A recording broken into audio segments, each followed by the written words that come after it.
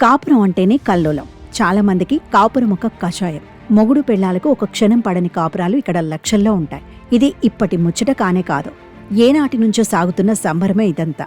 అందుకే మనవాళ్లు ఉన్నంతలో ఒక ఆధ్యాత్మిక పరిష్కారాన్ని మన కోసం ఏనాడో వెతికి పెట్టారు.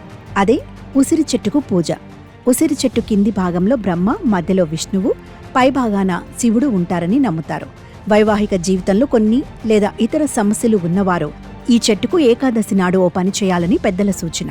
భార్యాభర్తలు తరచూ గొడవ పడుతుంటే ఉసిరి చెట్టుకు 7 సార్లు నూలును తిరిగి కట్టాలి. తర్వాత నీతితో దీపం వెలిగించి కర్పూరంతో ఉసిరి చెట్టుకు దీపారాధన చెయ్యాలి. ఇలా చేయడం ద్వారా భార్యాభర్తల అనుబంధం పెంపొందుతుందని ఆధ్యాత్మిక పండితులు సెలవిస్తున్నారు.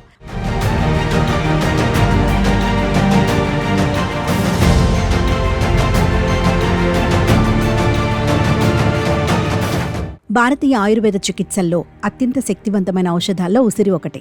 వివిధ రకాల ఆరోగ్య సమస్యలకు అందించే చికిత్సలో ఉసిరిని మెడిసిన్గా వాడతారు. అయితే ఉసిరి చెట్టును ఇంట్లో పెంచుకోవటం వల్ల వాస్తుపరంగా కూడా ఎన్నో లాభాలున్నాయి. వాస్తు శాస్త్రంలో ఉసిరి చెట్టును శుభప్రదంగా భావిస్తారు. దీన్ని ఉపయోగించడం వల్ల నెగిటివ్ ఎనర్జీ నశించి పాజిటివ్ ఎనర్జీ ప్రవాహాన్ని పెంచుతుంది. దీంతో పాటు ఇంట్లో సంపద పెరుగుతుంది. ఉసిరి చెట్టు విష్ణువు సువాసనను కలిగి ఉంటుందని నమ్ముతారు. అందుకే పంచమితి నాడో భారతీయ ఉసిరి చెట్టు కింద బ్రాహ్మణులకు నిత్యం అన్నదానం చేయటం వల్ల అన్ని రకాల కష్టాల నుంచి విముక్తి లభిస్తుంది. ఉసిరి చెట్టును నాటడానికి ఏ రోజు అనుకూలం?